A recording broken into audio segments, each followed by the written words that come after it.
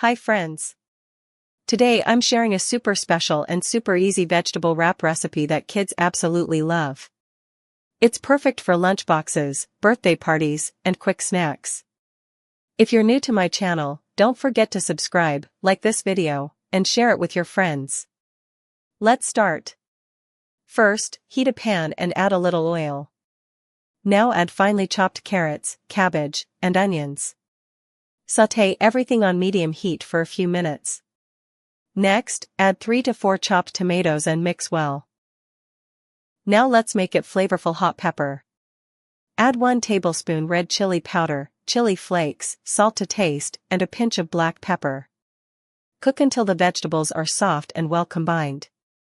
Now take a tortilla wrap and make a small cut from the center. Add the prepared vegetable filling inside the wrap. You can also add cheese or your favorite sauce for extra taste. Fold the wrap just like this. Place it on a pan, lightly grease with oil, and cook for about 5 minutes, flipping until golden and crispy. And that's it. Your delicious, crispy vegetable wrap is ready to serve smiling face with hard eyes. Healthy, tasty, and perfect for kids.